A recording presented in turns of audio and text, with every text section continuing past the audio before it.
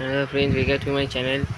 তো আজকে আমি এই রাউটারটা ফ্লিপকার্ট থেকে অর্ডার করেছি। তো এটারই আনবক্সিং হবে। এটা হচ্ছে TP-Link-এর AC750 ওয়্যারলেস রাউটার। এটা মডেল নাম্বারটা হলো R4C20। এটা ফ্লিপকার্ট বা অ্যামাজনে তুমি 1600-এ পেয়ে যাবে, ব্যাঙ্ক অফার লাগিয়ে 1500-এ নিয়ে পেয়ে যাবে। তো এটাতে এই ফিচার্সগুলো রয়েছে: 300 Mbps প্লাস 433 Mbps, মানে এতে ডুয়াল ব্যান্ড সাপোর্ট আছে, মানে 2.4 GHz আর 5 GHz ওয়াইফাই দুটোই আসবে। আর এখানে এদের নিজস্ব TP-Link-এর অ্যাপ, টেদার অ্যাপটাকে দিয়ে সেট আপ করা যাবে। তো এখানে প্রাইস লেখা রয়েছে MRP, দেখতে পাচ্ছ কিনা জানি না, আমি দেখানোর চেষ্টা করছি 2499, বাট এটা তোমরা পেয়ে যাবে ফ্লিপকার্টে বা অ্যামাজনে 1699-এ। তো এখানে গাইডলাইন্স দেওয়া আছে সাইডের বক্সে, কী করে তোমরা এই টেডার অ্যাপে কানেক্ট করতে পারবে। জাস্ট এই কিউআর কোডটা স্ক্যান করলেই কানেক্ট হয়ে যাবে। পেছনে লেখা রয়েছে কী এর ফিচার্স আছে: রাউটার মোড, অ্যাক্সেস পয়েন্ট আর এক্সটেন্ডার মোড। আর এখানে এই রাউটারটার মধ্যে কী আছে ওটাই দেখাচ্ছে। দেখতেই পাচ্ছ 2.4, 2.4 আর 5G লেখাই রয়েছে। তো এটাকে খোলা যাক।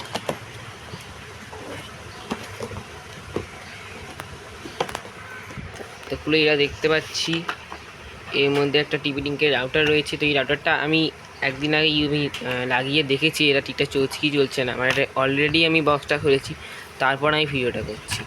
তা আর এর মধ্যে রয়েছে একটা TP-Link-এর অরিজিনাল চার্জার, ম্যানুয়াল আর ল্যান কেবেল। তো আর কিছু নেই, অ্যান্ড এটাকে আমি সরিয়ে রাখবো। তো এই চার্জারটা রয়েছে এই যে এরকম ধরনের পোর্ট নিয়ে। তো এই চার্জারটার আমি অ্যাম্পিয়ারটাও দেখিয়ে দিচ্ছি কত কি আছে: 9 ভোল্ট, 0.6 অ্যাম্পিয়ার। তো এই সাইডে এই যে এখানে ল্যান কেবেলও দিয়েছে, এই যে ল্যান কেবেল 1 মিটারের লেন্থ আছে। তো রাউটারটাকে আমি আনি। রাউটারটাকে দেখতে পাচ্ছি এখানে 3টে স্ট্যান্ড রয়েছে। এটা আমার রাউটার না, এটা তোমরা রাউটার হিসেবে ব্যবহার করতে পারো, কিন্তু আমার কাছে TP-Link-এর হায়ার ভেরিয়েন্টের মডেল আছে। এটা আমি অ্যাজ এ এক্সটেন্ডার আমি ইউজ করব, তাই জন্য আমি এইটাকে আনিয়েছি। এটা রাউটার হিসেবেও ঠিক আছে, এক্সটেন্ডার হিসেবেও ঠিক আছে। রাউটার হিসেবে মানে যারা বাজেটে খুঁজতে চাইছো তাহলে এই রাউটারটা মোটামুটি ঠিক আছে। তো ভালো স্পিড কভারেজ পেয়ে যাবে তোমরা। তো পেছনের দিকে দেখি, এখানে লেখা রয়েছে রাউটারের পিন আর পাসওয়ার্ড। এখানে এটা তোমরা টেদার অ্যাপে কানেক্ট করলে পরে চেঞ্জ করে নিতে পারবে। আমি দেখানোর চেষ্টা করছি, দেখতেই পাচ্ছ SSID মানে নেম আর পাসওয়ার্ড। আর এখানে স্ক্যান করলে এটা এখানে চলে আসবে।